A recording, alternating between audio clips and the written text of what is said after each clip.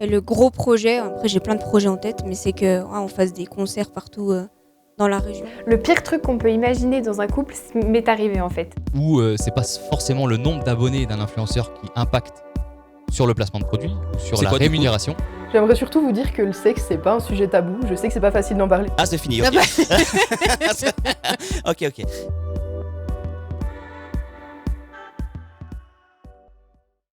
Salut, je m'appelle Elena, j'ai 26 ans et je vais vous raconter mon histoire avec un pervers narcissique. Et je vais regrouper quelque chose parce qu'il y a violence conjugale, il y a aussi les drogues et donc la manipulation.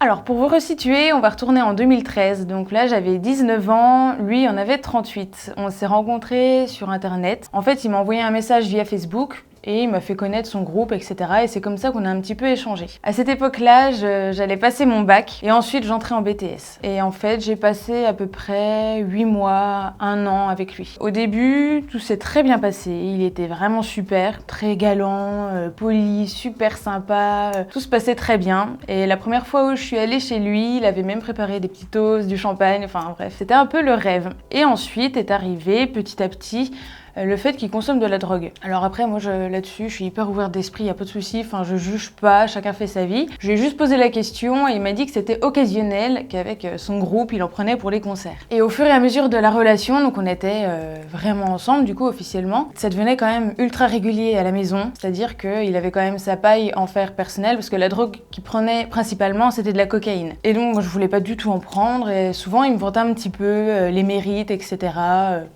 Moi, je le laissais faire, mais ça devenait quand même vraiment récurrent en fait. Et plus je lui faisais remarquer, plus il essayait, comment on va dire. En fait, c'est là l'art de la manipulation, c'est-à-dire que tout est en douceur et subtil et ça se fait vraiment au fur et à mesure. Moi, je lui disais tout le temps que j'avais peur que si je sniffais, ça me pète le crâne, tous des trucs comme ça. Il était là, mais non, tu vas voir. Et c'était vraiment dans le contexte un peu amoureux. Est arrivé un jour en fait où, alors c'était, je remets quand même, tout était vraiment parfait avec moi, il était gentil, il me disait qu'il m'aimait, enfin j'étais sur un piédestal comme jamais. Et donc un soir on était tous les deux sur le canapé et là il me propose d'essayer. Pour voir, de lui faire confiance parce que il m'aime donc il me veut pas de mal. Et donc il me passe sa paille. Moi j'avais 19 ans, il en avait 38, donc vous imaginez un petit peu, il a vachement la tchatch, etc. Voilà, donc c'est ce soir-là en fait que j'ai essayé la première fois, ça s'est bien passé en plus. Et là il m'a dit tu vois, tout va bien, etc. Et donc à partir de là, ça a été un petit peu la dégringolade, on va dire. Les mois passent et en fait, son comportement commence à changer, mais moi, je le vois pas vraiment. Et même là, quand je vous en parle, ça remonte et je sais plus exactement les étapes, mais ça a vraiment été crescendo, en fait. J'ai pas tout de suite vu que rien n'était normal, etc. Je sais pas, ça se fait vraiment petit à petit, en fait. On a commencé à consommer régulièrement, en tout cas moi. Ça devenait vraiment... c'était dans nos modes de vie, en fait. Moi, quand j'allais en cours ou quoi, ma tête, elle restait toujours là-bas.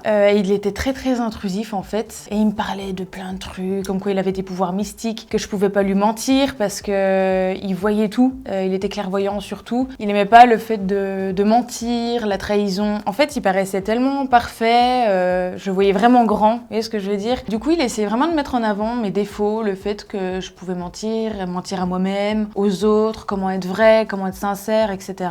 Sauf que ça devenait vraiment malsain jusqu'au point où c'était des nuits blanches, on va dire, d'interrogatoire, dans le but de me faire avouer une infidélité. Alors quand ça s'est arrivé, en fait, ça devenait vraiment récurrent chaque nuit, c'est-à-dire que le sommeil, je savais plus trop ce que c'était. J'ai compris bien après, en fait, que c'était... parce que lui, il était, tout ce qui me reprochait, c'est lui qui le faisait. Donc de tromper, de mentir, de trahir, de tout ce que tu veux, c'était son reflet, en fait. Et c'était vraiment terrible, en fait, c'était très très très douloureux, parce qu'en face, la personne qui te dit qu'il t'aime de tout son cœur, qui est là pour toi, qui te fera jamais de mal, bref, c'est une confiance, il a vraiment travaillé là-dessus. Et là, cette personne-là dit que juste pour ton bien, pour t'aider, pour être dans la lumière, il faut mettre ça en avant. Alors du coup, j'étais là, putain, mais c'est quoi que je vois pas, c'est quoi que je comprends pas, ouais, forcément, c'est moi le problème. Et je me revois en train d'essayer d'écrire mais des pages et des pages pour essayer d'avouer un truc que j'ai jamais fait en fait. Donc ça, c'est très compliqué. Et quand t'as un esprit sain, en fait, ça te fait un peu vriller la tête. c'est ça en fait, c'est que des trucs qui sont pas logiques tout le temps. Et c'est très dur de garder son esprit sain en fait. Et aussi, le fait de prendre de la cocaïne, c'était un peu son truc pour essayer de délier ma langue et que je dise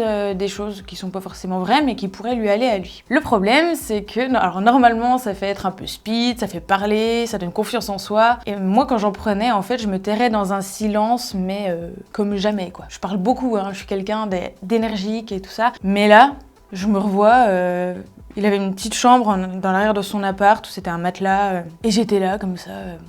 Il n'y a plus rien qui se passait, mais je ressentais plus rien en fait, il n'y a rien qui me traversait. Puis je le voyais en train de servir, en train de parler, m'a même fait signer des contrats. Enfin, ça paraît délirant, même des fois quand je le raconte, j'ai l'impression un peu que c'est un film, mais tout est réel. Hein. Enfin, et je peux concevoir aussi qu'on comprenne pas forcément pourquoi à ce moment-là je reste en fait. Il y a eu de la violence physique, mais beaucoup de violence psychologique en fait, et celle-là elle est très très dure. Alors c'est pas un plaisir, en fait c'est vraiment quand on connaît ce milieu-là, naturellement les humains vont vers ce qu'ils connaissent. Donc c'est-à-dire que moi c'est vraiment un environnement que je connais. J'ai jamais eu trop de modèles de couple stable, j'ai toujours été compliqué et du coup j'ai un peu reproduit ça. Même si au fond tu sais que c'est pas bien, que c'est pas normal, mais tu restes et puis t'as ce côté ouais mais avec moi tu vois il va changer en fait et ce côté un peu sauveur et c'est terrible en fait, c'est vraiment terrible. Tu te vois un peu te dégrader, mais c'est surtout les autres qui le voient, mais personne ne dit trop rien.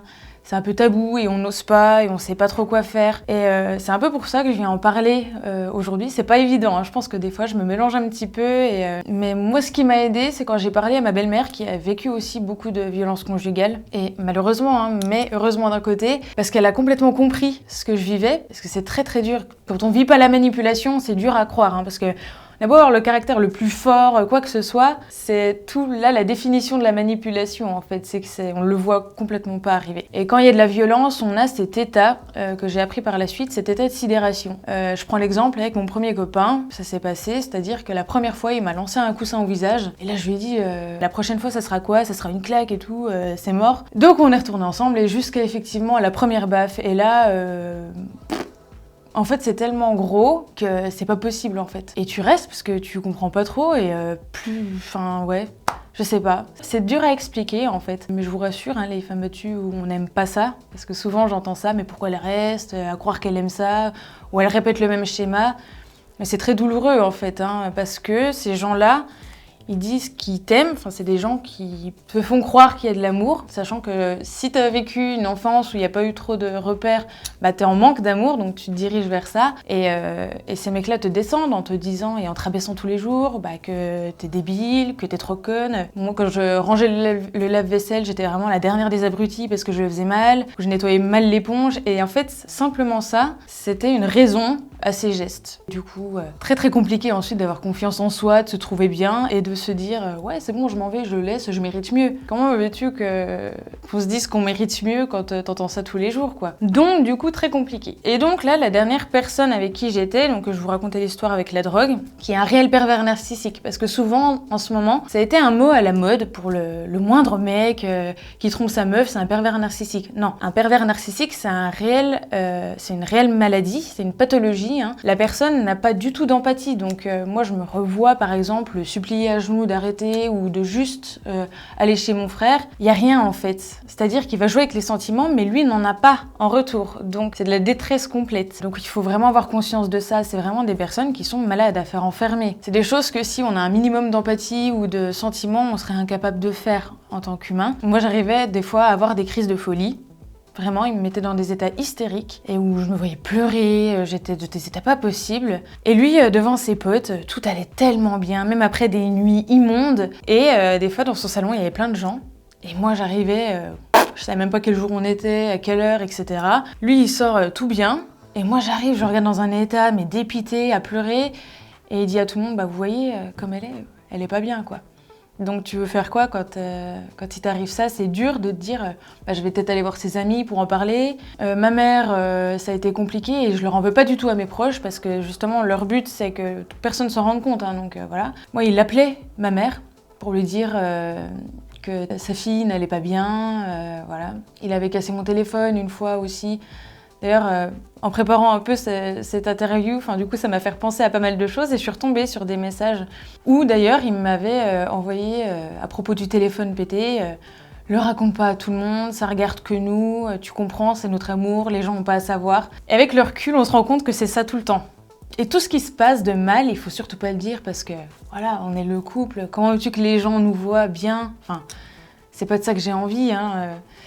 Donc voilà, en fait, moi je fais un peu de photos, lui était musicien, donc pour tout le monde, on était le couple star, donc t'as une pression aussi au niveau de ça. Donc voilà, ça a été très très très compliqué à gérer, et en fait, plus ça allait, plus on prenait de la drogue aussi, hein, parce que du coup ça allait dans les deux. Moi au final, ça m'apaisait. Pour ce que je vivais tous les jours, en fait, ce qui était très destructeur, la drogue m'apaisait dans certains moments. Et c'est même moi qui lui en demandais donnement pour éviter que je pète un câble, en fait. Donc, et on a essayé plein de trucs. Enfin, vraiment, ça a été un cocktail pas possible. Enfin, je sais pas si vous voyez mon physique actuel, mais ça m'est arrivé de prendre vraiment des drogues différentes dans la même soirée et de me vider 2 à 3 litres d'alcool pur toute seule, sans manger aussi, parce que j'oubliais de manger. Et en fait, tu t'essayes à ce que ton état reste comme ça, mais c'est pas possible. Et ça, c'est un aspect aussi de la drogue que j'aimerais vraiment mettre en avant, pour que vraiment... Enfin, moi, c'est mon expérience. C'est difficile de dire aux gens de pas en prendre avec tout ce que j'ai fait, bien évidemment, mais par expérience, plus ça va haut, quand vous prenez quelque chose, plus la descente va être la même. C'est-à-dire que là, si vous avez un point comme le Nirvana, on peut dire, un truc vraiment trop cool, en fait, la descente va être tout aussi forte, mais dans le sens inverse. Et ça m'est arrivé d'avoir des pensées mais complètement immondes. Et une fois, pourtant, j'ai vraiment pas ces pensées-là, et jamais, hein. Ça m'est arrivé une seule fois de penser au suicide, et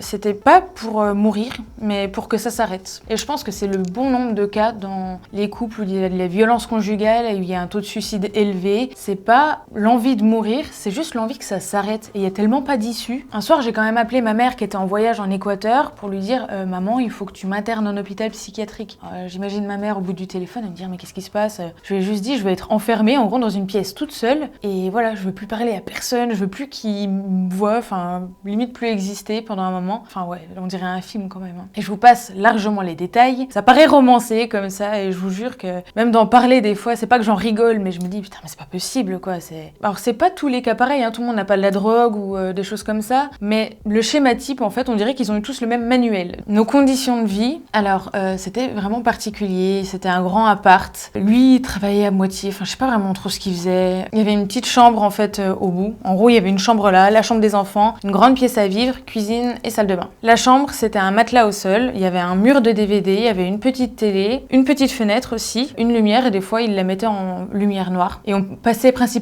notre temps ici. Donc c'était vraiment quelque chose de petit, sombre, assez sale. On écoutait la musique très fort, on prenait un maximum de trucs. J'ai été vraiment, je pense, dans cette pièce et l'autre, des fois quand j'y repense, ça a été de l'humiliation et du rabaissement. Il n'y avait plus de respect non plus, à tous les niveaux. Et y compris sexuellement. Hein. Et quand on se rappelle que j'ai 19 ans, du coup ma vie un peu sur ce qui est normal ou pas dans un couple, là c'est très biaisé en fait. Comme il y avait tout, donc, je rappelle la chambre des enfants, le salon, la cuisine, à traverser avant d'arriver à la salle de bain et les toilettes, il a mis en place un seau, voilà tout simplement.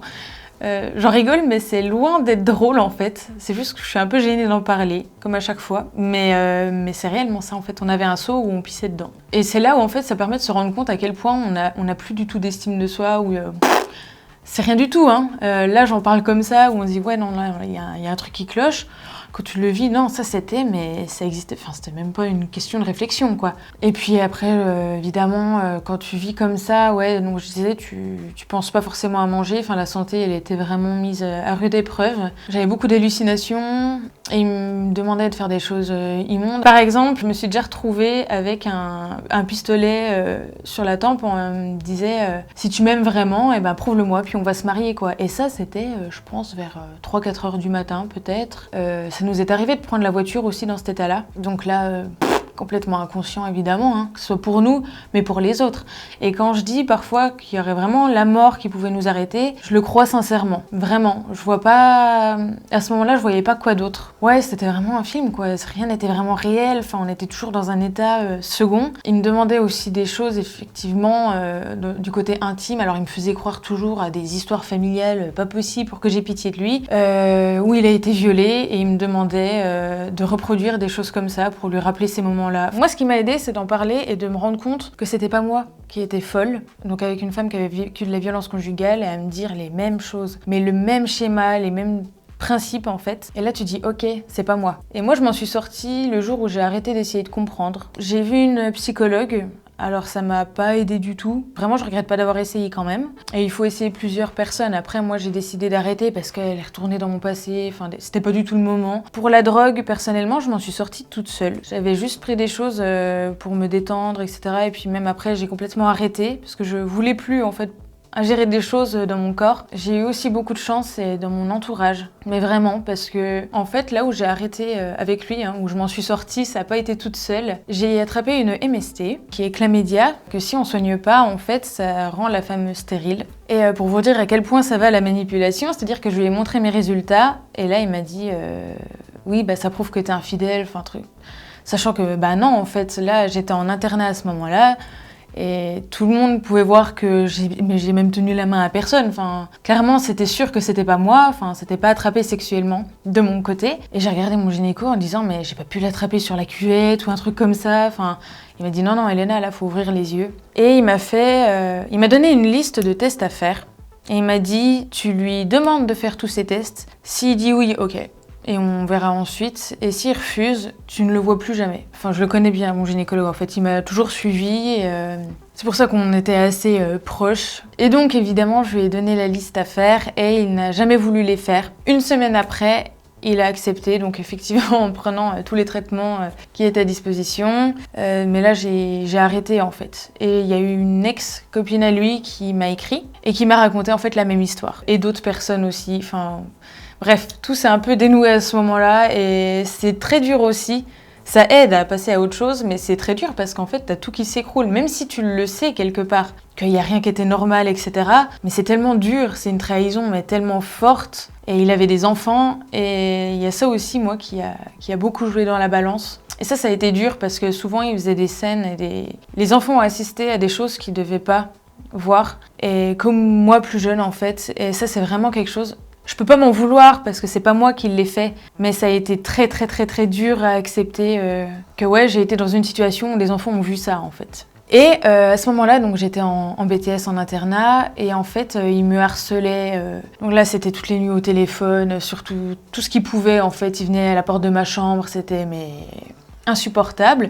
Et juste un jour, je décide d'aller voir l'intendant pour lui dire, écoutez, voilà, il y a une personne qui me harcèle, qui va certainement rentrer dans l'établissement, qui doit pas y être. Est-ce que vous pouvez mettre des gens qui surveillent, quoi, c'est tout. Donc je pensais passer 2 minutes dans son bureau. Il a commencé à me poser des questions et en fait, j'ai passé à peu près 2 à 3 heures. Et c'est la première fois que je parlais de la situation et j'ai fondu en larmes, ça s'est pas arrêté. Et c'est un ancien militaire, il a gardé un sang-froid impeccable. Et il m'a regardé et là, il m'a dit, vous savez, j'étais militaire, là, il y a des lois, mais si c'était moi, on le mettrait dans un bureau et on s'en occuperait. Mais il dit, maintenant c'est pas pareil. Et je vous invite, parce qu'ils étaient en partenariat avec une gendarmerie, je vous invite à aller porter plainte. Alors évidemment, la première réaction, c'est tu veux pas le faire. Parce que, t'as un truc qui fait que tu veux le protéger. C'est comme ça. Et en plus, il avait ses enfants. Mais j'ai passé une nuit, j'ai réfléchi et là j'ai dit, ok, laisse-toi guider, franchement. Je sais pas en fait, je pense que j'ai eu vraiment une bonne étoile aussi. Donc effectivement, on est allé porter plainte le lendemain. Où j'ai raconté un peu toute mon histoire, a été retenue. Ça a été très très dur aussi. Ce qui a juste été retenu, c'est les appels téléphoniques. Sur ma plainte, que j'ai encore actuellement, c'est juste harcèlement téléphonique.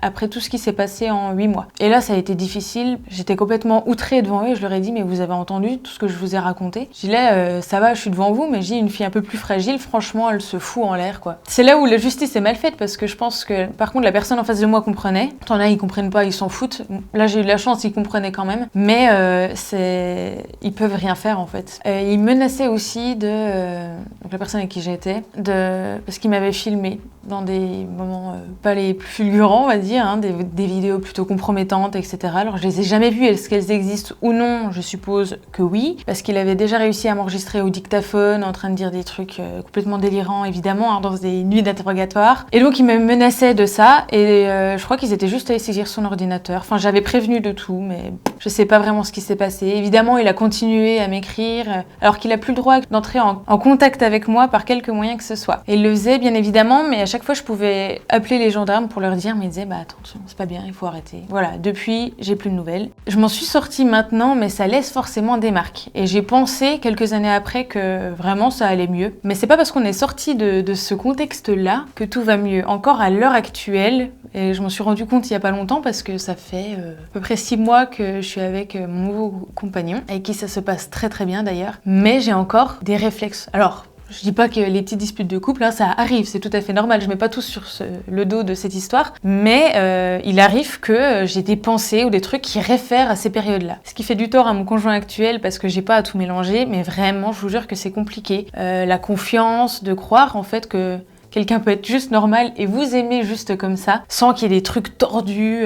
Et du coup, ouais, on pense toujours au pire parce que on l'a un peu vécu. Notamment le conjoint que j'ai rencontré après, qui je lui fais aussi une dédicace parce que je lui dois vraiment énormément, parce qu'il a supporté encore les appels anonymes, il a été là, enfin en gros j'ai passé presque 5 ans avec cette personne-là et ça m'a vraiment redonné goût en la vie, parce qu'après ça en fait on n'a plus envie de parler aux gens, on veut plus faire confiance à personne, t'es au plus bas quoi, tu dors plus du tout, il y a de la musique qui m'a permis de garder quelque chose de droit, et les cours aussi, sachant que j'ai eu tous mes diplômes, donc franchement si je les ai eu, vous pouvez les avoir aussi.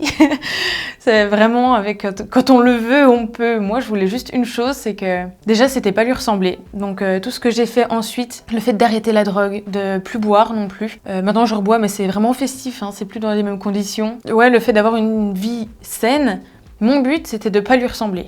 C'est tout. J'ai vu ce que c'était, j'ai vu ce que c'était sa vie, son quotidien, et franchement, je me dis que sa vie, c'est sa punition au final. Parce que des fois, on se demande comment, les gens finissent par payer, mais vraiment, je vous jure que pour rien au monde, j'aimerais avoir sa vie. Donc, ouais, pour moi, c'est déjà sa punition. Et ouais, d'avoir les cours aussi, ça m'a permis de garder une ligne directrice. Et puis, ça m'a aidé aussi par la suite. Mais vraiment, il m'arrive encore parfois d'avoir des réactions, je sais pas, ça peut être de la jalousie, ça peut être... Enfin, je suis pas jalouse, ça va être plutôt du manque de confiance en soi, on va dire. Ou des choses où je suis un peu plus faible. Quand je repense à ça, des fois, je me dis, ouais, attends, par où t'es passé, ouais, tu vas pouvoir t'en sortir, quoi. Donc, en fait, je tire que du positif de ça. Ça m'a rapproché de mon père, ça m'a rapproché de ma mère et mon frère aussi. Ça m'a permis aussi de moi changer. J'étais très impulsive étant jeune parce que, pareil, j'avais eu beau-père pas cool, etc. Enfin, les histoires... Du coup, j'avais beaucoup de sentiments un peu négatifs, toujours comme ça. J'étais toujours sur le qui-vive. Et maintenant, je suis beaucoup plus douce. On va dire, j'ai toujours de l'énergie, hein, c'est pas la question, mais je suis plus dans l'impulsivité ou l'agressivité ou des choses comme ça.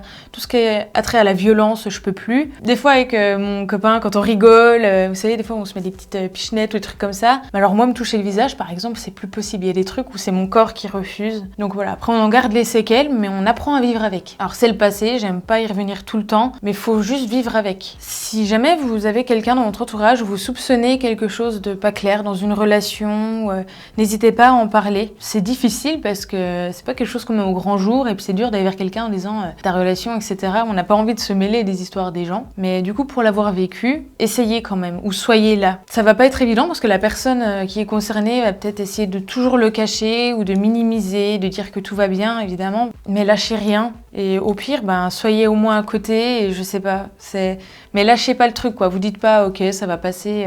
Faites confiance à votre instinct. Si vous sentez qu'il y a quelqu'un autour de vous, ou si l'histoire n'est pas claire, ou si vous êtes parent, n'ayez pas peur d'être intrusif à un moment donné. Si vous sentez qu'il y a un truc pas clair, c'est que je pense qu'il y a un truc pas clair. L'exemple, juste comme ça, où je sais pas si je la retrouverai un jour, mais il y a une voisine qui est venue toquer à la porte. En fait, un jour où elle a entendu taper et des cris, et elle a ouvert, elle a demandé ce qui se passait, et j'ai passé la nuit chez elle. Elle a eu un courage quand même incroyable de faire ça. J'ai un ami aussi qui habitait pas loin et qui m'a reçu chez lui, chez sa mère d'ailleurs. Ça a été des moments de bonté en fait, même si c'est des petits instants. Quand on est dans le contexte de la victime, du coup, quand on voit ces gens-là qui sont là autour de nous, ça nous donne de l'espoir quand même, de se dire on n'est pas tout seul au cas où, et ça donne une porte de sortie. Moi je sais qu'il y a eu peut-être 2 ou 3 fois où j'ai pu aller chez cette amie qui habitait pas loin et ça aide vraiment. Donc ouais, lâchez rien. Après, je crois qu'il y a des numéros qui existent. Après, c'est difficile quand on est une femme battue de dire ouais, allô, je me fais battre, venez m'aider. C'est pas vraiment comme ça que ça se passe. J'aimerais vraiment, mais ça a le mérite d'être en place. Ce qui serait mieux, c'est que la justice existe vraiment là-dessus, parce que franchement, pour faire un dossier, c'est souvent abandonné et puis du coup ça finit malheureusement très mal, même si les gens sont séparés. Le mari, enfin le conjoint qui est vraiment pervers narcissique dans les cas d'extrême violence, même de petite violence qui ne devrait pas exister.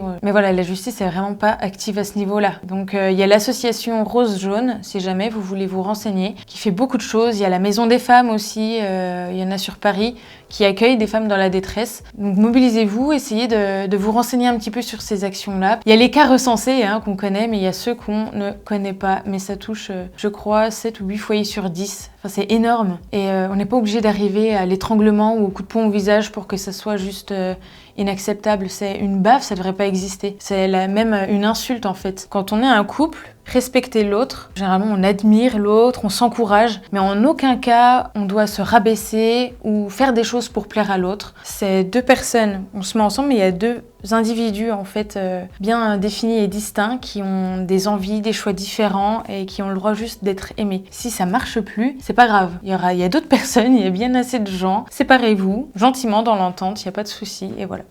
Donc voilà ce que j'ai appris en tout cas et ce que je peux vous transmettre.